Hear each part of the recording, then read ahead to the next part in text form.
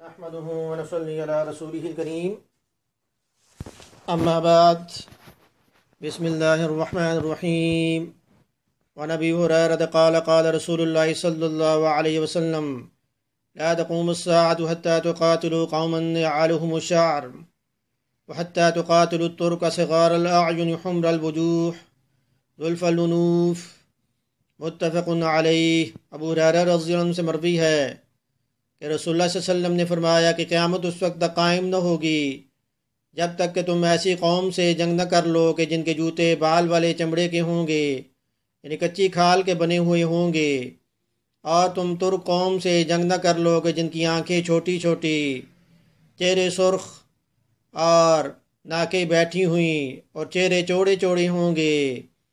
متفق علیہ۔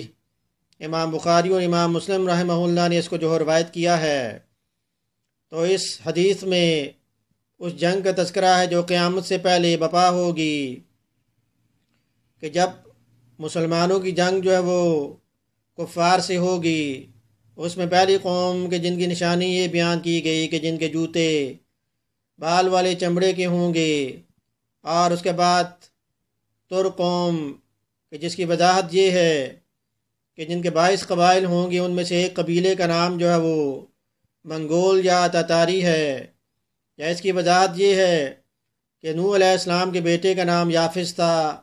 یافس کی اولاد 2 حصوں میں تقسیم ہوئی، ان میں سے ایک حصہ یاجوج ماجوج کا، جسے ذوالقرنین بادشاہ نے دیوار کے پیچھے قید کر لیا، اور دوسرا حصہ کہ جسے منگول یا تاتاری کہتے ہیں، کہ جن کی مسلمانوں کے ساتھ جو جنگ ہوگی۔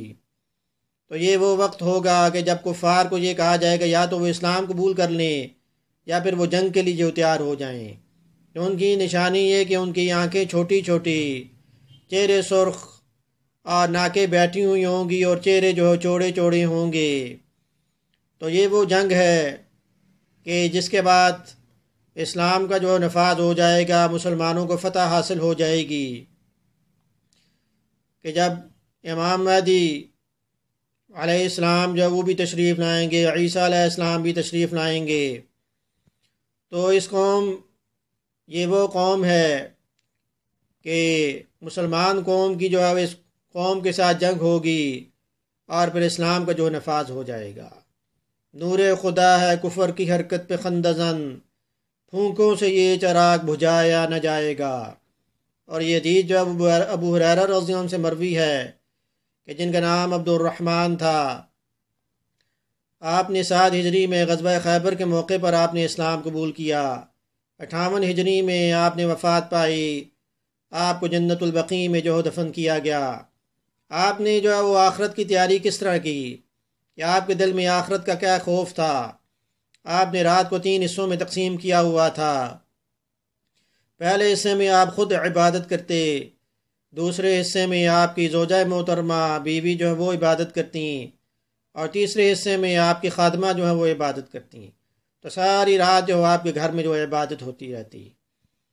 آخرت کا خوف آپ کے دل میں اتنا تھا کہ آپ جب بھی قیامت کا تذکرہ ہوتا تو آپ چیخ مار کر آپ جو بے ہوش ہو جاتے، جیسے آپ سے کسی نے یہ دریافت کیا کہ حضور اکرم صلی اللہ علیہ وسلم کی کوئی حدیث جو ہے وہ بیان کریں۔ تو آپ نے جب یہ حدیث بیان کرنی تھی تو آپ جو 3 مرتبہ چیخ مار کر آپ بے ہوش ہوئے، کہ جس میں قیامت والے دن 3 اشخاص کو بلایا جائے گا، ان سے حساب کتاب شروع ہوگا، جس میں پہلا شخص یعنی قرآن کا قاری، دوسرا مجاہد یا اللہ کے راستے میں جہاد کرنے والا، اور تیسرا شخص مالدار شخص اللہ کے راستے میں مال پیش کرنے والا۔ لیکن تینوں کی کیونکہ نیت دکھلاوے کی ہوگی، اس لیے اس حدیث میں ان تینوں کے بارے میں وعید آئی ہے۔ تو ابو ہریرہ رضی اللہ عنہ نے جب یہ حدیث بیان کرنی تھی تو 3 مرتبہ آپ جو چیخ مار کر آپ بے ہوش ہو گئے۔ ابو ہریرہ رضی اللہ عنہ سے 5374 حدیث مروی ہیں، جس میں سے 93 جو ہے بخاری شریف میں، اور 184 جو ہے وہ مسلم شریف میں ہیں۔ آپ عربی زبان کے علاوہ فارسی زبان بھی جانتے تھے۔ ایک مرتبہ ایک عورت آپ کے پاس آئی جو فارسی زبان جانتی تھی۔ فارسی زبان میں اس نے جو مسئلہ پوچھا کہ میرے شوہر نے مجھے طلاق دے دی ہے اور وہ بچے کا مطالبہ کرتا ہے، تو ابو ہریرہ رضی اللہ عنہ نے جو فارسی زبان میں ہی جواب دیا۔ تو ابو ہریرہ رضی اللہ عنہ وہ شخصیت ہیں کہ صحابہ رضی اللہ عنہم کو آپ پر اعتماد تھا۔ حضرت عمر رضی اللہ عنہ کو جب بھی کسی حدیث کے بارے میں تصدیق کرنا ہوتی تو آپ ابو ہریرہ رضی اللہ عنہ سے جو اس کی تصدیق کرتے اور آپ کو پھر تسلی ہو جاتی۔ تو صحابہ رضی اللہ عنہم نے آخرت کی کس طرح تیاری کی، ہمیں بھی اسی طرح جو ہے تیاری کرنی چاہیے، کیونکہ دنیا میں کب جو ہے انسان کا وقت ختم ہو جائے یہ کسی کو پتہ نہیں ہے۔ تو حدیث میں جو قیامت کی نشانیاں بیان کی گئیں اس میں یعنی آخرت کا جو خوف جو دلایا گیا، ہمیں اس سے جو سبق حاصل کرنا چاہیے۔